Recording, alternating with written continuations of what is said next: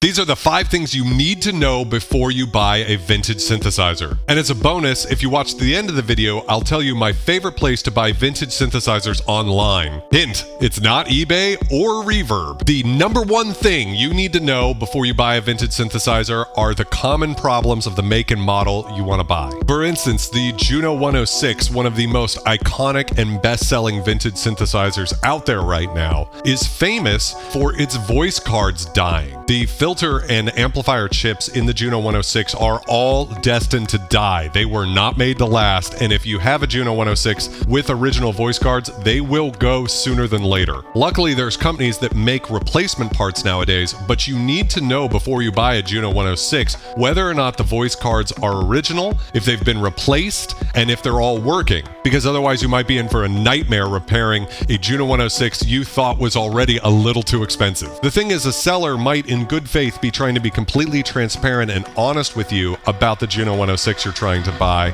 but not know this about the voice chips and not realize they're selling you a ticking time bomb. So even if that synthesizer looks like it's in great condition, it's important for you to know the right questions to ask about the specific synth model you're looking at so that you don't get screwed. Another example of this is the JD800 behind me. So all JD800s were manufactured with a red glue that holds the key bed in, and that red glue is going to melt one day. So 100% of JD800s with that red glue in it, if it hasn't been taken care of, that's going to melt and ruin the key bed of that JD800. So before you buy a JD800, you need to know whether or not that red glue problem has been fixed or the key bed's been replaced, because if not, that's another ticking time bomb. Finally, the Korg Poly 6 is a beautiful analog synth that had a really smart feature they came up with in 1981. Back then, you needed a battery in the synthesizer to power the ROM that saves the patch data, basically the ones and zeros that tells the synth what the presets are. Korg brilliantly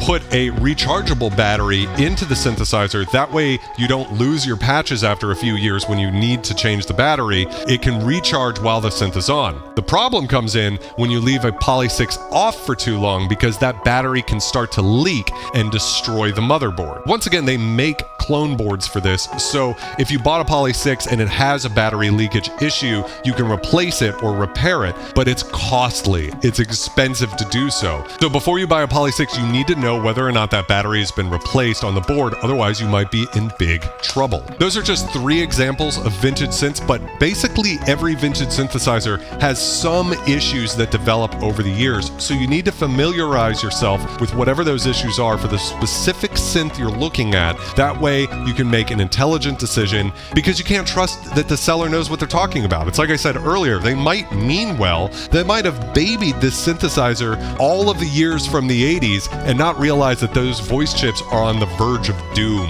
Next up, we have the biggest mistake you could possibly make when you're buying a vintage synthesizer, and this is the one where people really get screwed. But first, oh no, this sloth has been left in a frozen wasteland and there's snow leopards looking to munch on it. The only way you can save that cute little sloth is to hit that subscribe button below the video. So please hit that button and save that cute little sloth. You saved him, right? Okay, the number 1 way people get screwed on Reverb or eBay is if the seller asks you to make the purchase outside of Reverb or eBay. I've had multiple sellers tell me, hey, would you want to do this deal outside of Reverb or eBay? That way I can make all the money instead of having to pay the fees. But the thing is that Reverb and eBay back up your purchases. So if it's a scam, or if the synth comes damaged in the mail, or yada yada yada, you're covered. You'll get your money back, because Reverb and eBay are platforms that have an incentive to make sure that you are a happy customer and you'll go back to Reverb and eBay again. So even though they don't want to pay out that money, they will, because they don't want to lose customers to their website. If you go outside of Reverb or eBay, like you directly make a payment to someone, you have 0 protection. Even if you found that person through Reverb or eBay, there is nothing stopping that person from evaporating and you never seeing that synthesizer. I understand that sellers are going to complain complain about having to pay the fees, but a lot of times the fees are higher because they boosted it on the site, which means that they accept that they're going to make less money but put the ads in front of more people. The thing is, I'm sorry, you really need to take care of yourself and make smart choices when you're buying synthesizers of all kinds, but especially vintage synthesizers. So make sure you do not let any seller pressure you to make a purchase outside of Reverb or eBay. It's not smart, it's not worth it. Even if the seller tries to give you a better price because of it, it's not worth it. In general, do not let sellers pressure you at all. They should not be trying to rush you. Anything like that is a major red flag and you need to be aware of. The third thing you need to know before you buy a vintage synthesizer is how to look at the pictures and description to be able to gauge the condition of the synthesizer you're looking to purchase. First red flag, not a lot of pictures or grainy, low-res pictures. If the person selling the synth has taken really good care of it, they probably have some great photos of it that show it very clearly in the condition that it's in. If they have not, they might have just snapped a couple of pictures with their cell phone, and you might not be able to gauge the condition of the synthesizer. So this would be an example of where I don't think there's anything wrong with messaging the seller and saying,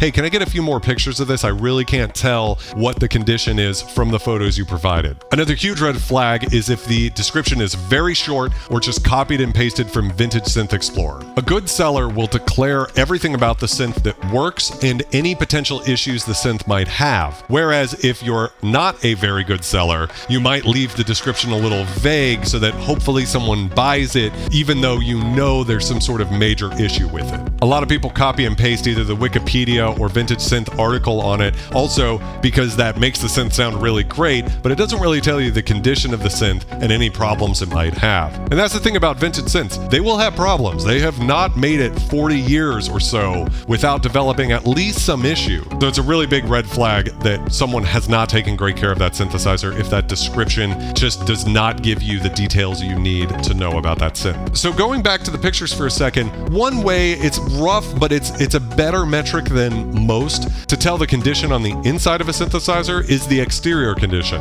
If someone has kept the exterior of that synth pristine for 30 plus years, that probably tells you that they care a lot about the synthesizer and want it to be well, and that there's a good chance that they're telling the truth about that synthesizer. Now again, going back to the Juno 106 voice card problem, even if someone's babied a synthesizer, you don't know if you don't know what to look for or the questions to ask. So you got to do your research. In general, if you see a synthesizer and it's pretty banged up on the outside and they tell you everything's working, I would be a little suspicious because it's like, you haven't really taken the best care of that synth over the years and something could have gotten screwed up or some dirt or some dust into some very vital component of that. So yeah, I would just like to see a synthesizer that looks really good on the outside. It doesn't mean you always have to buy excellent condition or mint condition synthesizers. It just means you want to be smart about looking at the photos. It'll give you a clue as to the condition or how well that synthesizer has been kept over the years. Next up, the fourth thing you need to know before you buy a vintage synthesizer is it's okay to message the seller and ask questions. Before I buy any synthesizer, I always message the seller and ask the question, hey, does every key, fader, knob, slider, function of the synthesizer work?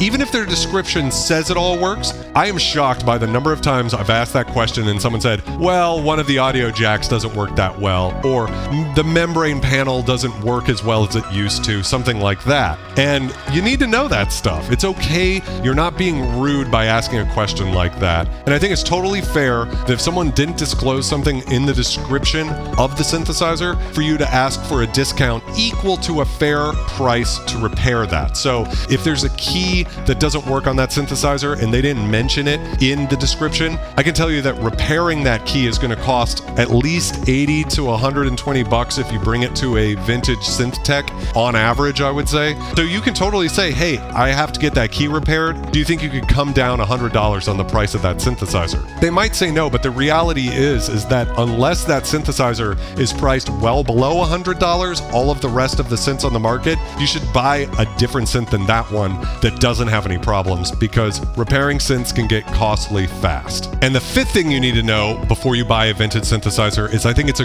great idea to know a synth tech if you yourself are not competent to get your hands dirty opening up a synth. I've had some packages that were shipped absolutely bomb-proof, like the seller went so far out of their way to try to protect that synth, and it still got damaged in shipping. It's just a reality of shipping things USPS, FedEx, and UPS that sometimes boxes get dropped or they're on the truck and they fall. It's just sometimes it can happen. Synthesizers can be delicate. And another thing is repairs are inevitable on vintage synthesizers. I don't want to be all doom and gloom. I have plenty of vintage synths that are pristine and have never needed work, and I don't think are going to need work in the next few years. But I'd say about half of the vintage synthesizers I've bought have at some point or another needed to go into a tech. And it's not that expensive to repair most issues, but it's a thing you need to be aware of. If you buy a vintage synthesizer, even if, again, it's the best case scenario where the seller is trying to sell you a great synth, there could be something that crops up in a couple of years. And if you're not handy desoldering electronics, you really want to know someone who knows what they're talking about, because you can damage a vintage synth very easily if you give it to someone who doesn't know what they're doing. I use Severed Machines down in South Florida. That's Severed_Machines on Instagram. Ramiro's an incredible guy, super honest and meticulous when it comes to repairing synthesizers. So if you're in Florida, that's who I'd recommend. But otherwise, I think you need to find someone who's good with synthesizers, because these old machines are not like the new ones. They require a special touch. Your local keyboard tech might not be qualified. So yeah, the good news is that vintage synths were made to be opened up and repaired. They're usually pretty straightforward as far as it goes if you know what you're doing. Unlike modern synths where when they die, they're like gone. You might as well just replace it, right? Definitely know a synth tech or take a class. And finally, the sixth bonus tip I have on buying vintage synthesizers is my favorite place to buy vintage synthesizers that's not Reverb or eBay. Drum roll, please. It's Guitar Center, actually. So Guitar Center routinely has vintage gear for better prices than Reverb or eBay. And what's so great about Guitar Center is you have 3 days from when you get a purchase to return it if you're not happy. So unlike on Reverb or eBay, where returns can be a bit of a hassle, on Guitar Center, it's as simple as bringing the synth back to your local Guitar Center and they'll take it back. Really no questions asked. They've asked me like, why are you bringing it back? And I've been like, well, because of this, that, or the other thing. I really recommend downloading the Guitar Center app and paying attention to the vintage section, because they have some really, really awesome deals that you can get right now. The one thing I would say about it though is do not ship the synth to your house. I don't know what it is, and I've asked their employees about this problem. The best I've heard is that even though Guitar Center uses the same shipping to their stores as what would go to your house, they say that the trucks are so packed when they show up at a Guitar Center that your vintage synthesizer is like not going to move. It's going to be like kind of just rock solid in among all of the other instruments coming into their store. I've had 2 synthesizers, my first Kwai K3 and first Korg DSS1, show up at my house that I ordered off of Guitar Center, just brutalized, destroyed beyond repair because the shipping was not so great, and it just like keys knocked in, broken nastiness. I had the joystick punched into the Korg DSS1, so I do not recommend shipping it to your house. The good thing is they'll still take it back. If you get it shipped to your house and it's in bad condition, it gets damaged in shipping, they will take it back if it's within that 3-day window.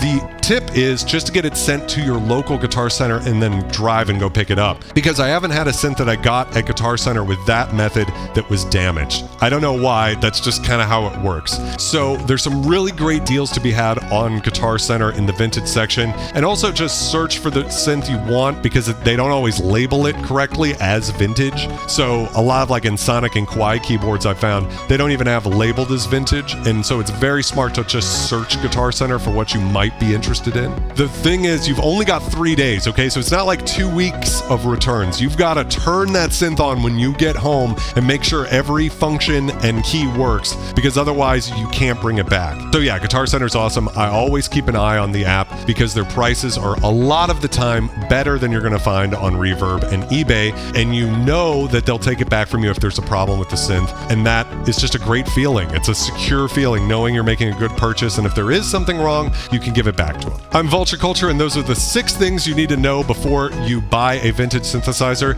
If you'd like to watch all of my reviews and demos of vintage synthesizers, as well as some new stuff, here's a playlist you can click on. It's awesome. It's got over 100 videos in there, so plenty of neat things in there. And yeah, thank you very much, and I'll see you in the next video.